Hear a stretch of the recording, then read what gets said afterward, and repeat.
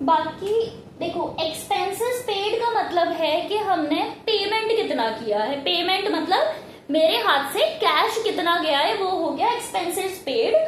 For example मैंने total salary का जो पेमेंट किया है वो यहाँ पे 15,000 किया है फॉर एग्जाम्पल, ठीक है। 15,000 तो पेमेंट किया, बट अभी आपको ये नहीं पता कि इस पर्टिकुलर ईयर का था या नेक्स्ट ईयर का आपने एडवांस में पेमेंट कर दिया है, तो आपको एडजस्टमेंट करना है। अब एडजस्टमेंट कैसे करोगे? हमारे पास जो क्राइटेरिया में लेना होता है वो 1 अप्रैल टू 31 मार्च है टाइम पीरियड हमारा। उसके आगे की सारी चीजें हटानी है और उसकी मिसिंग चीजें वापस लेकर आनी है कैलकुलेशन में, ठीक है। तो सबसे पहले तो यहाँ पे ये देखो कि इस पर्टिकुलर जो तुम्हारी 31 मार्च है उसके बाद का अगर कोई एक्सपेंस है, कोई एम्प्लॉय तुम्हारे पास आया और उसने तुम्हें अगेन बोला कि मुझे अप्रैल की सैलरी आप पहले दे दो। पहले का मतलब क्या है? तुम अभी 31 मार्च पे और पहले मतलब तुमने यहाँ कहीं पेमेंट कर दिया है अप्रैल की सैलरी का, जो कायदे से तुम्हें नहीं करना था। What does it mean?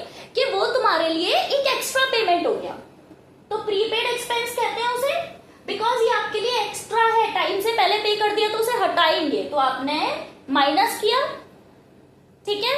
फिर आप एड बैक किसको करोगे यहाँ?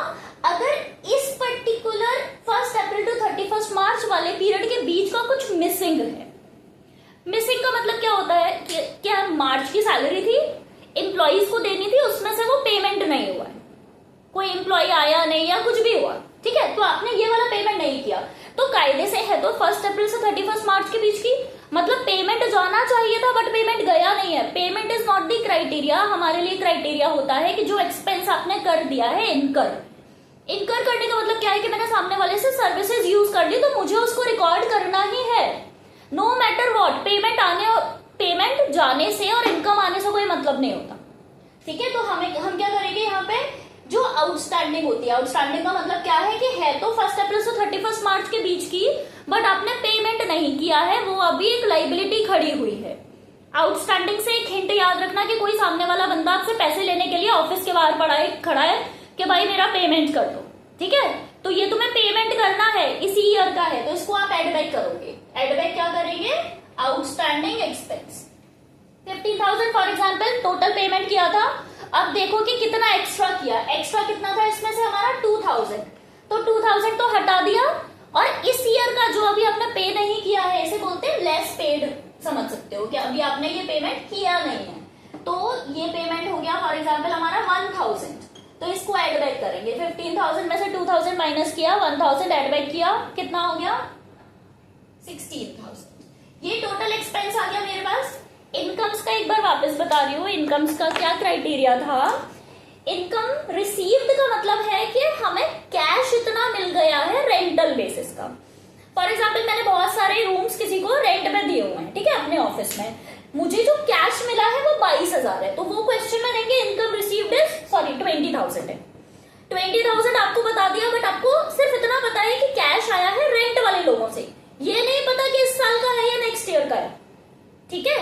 हमारे पास एक्रूअल बेसिस में कॉन्सेप्ट क्या होता है कि आपको सिर्फ 1 अप्रैल से 31 मार्च के बीच का ही लेना है, उसके आगे पीछे का नहीं लेना है। इसमें इनकम रिसीव्ड इन एडवांस में जो हमारे पास रेंट आया है वो इस साल का भी हो सकता है, अगले साल का भी हो सकता है, तो जो आगे का है मतलब इस ईयर का नहीं है, अप्रैल का है फॉर एग्जाम्पल, और मुझे अप्रैल का रेंट कोई पहले देके चला गया है, वो इसमें तो दिख रहा होगा बट मुझे कायदे से कंसीडर नहीं करना है, तो हम क्या करेंगे? इनकम रिसीव्ड इन एडवांस को माइनस करेंगे, बिकॉज आनी नहीं थी ये वाली इनकम 2,000 की, बट वो आ गई है, दैट मीन्स आपने एक्स्ट्रा रिसीव कर लिया और आपको उसको हटाना है, ठीक है।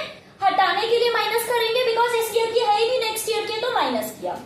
दूसरा हो गया हमारा, कुछ इनकम ऐसी हो सकती है जो इस टाइम पीरियड की है बट नॉट रिसीव्ड, मार्च की है बट आपको रिसीव नहीं हुई, कोई ऐसा टेनेंट था जो आपको नहीं देके गया पेमेंट रेंट का, तो आपको 31 मार्च के बीच की इनकम तो लेनी है, नो मैटर रिसीव हुई हो या नहीं हुई हो, तो मार्च की है मतलब 1 अप्रैल से 31 मार्च के बीच की है तो कंसीडर की जाएगी। आपने अभी रिसीव नहीं की है तो इसमें नहीं दिख रही है बट काउंट करनी है, इसमें नहीं है बट काउंट करने का मतलब क्या है कि आप उसको एड बैक करोगे, तो इसको एड किया हमने 4,000, बिकॉज ये है इसका एक्रूड का मतलब क्या होता है? लेस रिसीव्ड, इतना लेस रिसीव हुआ है हमें। तो अब तुम अगर फॉर्मूला में अगेन लर्न करना चाहो तो income received minus advance plus accrued कर लो तो एक फॉर्मूला बन गया। और यहाँ पे हमारे पास expenses paid minus prepaid, because prepaid मतलब एक्स्ट्रा पेमेंट कर दिया, prepaid plus outstanding, because outstanding है इस साल का। समझ आया?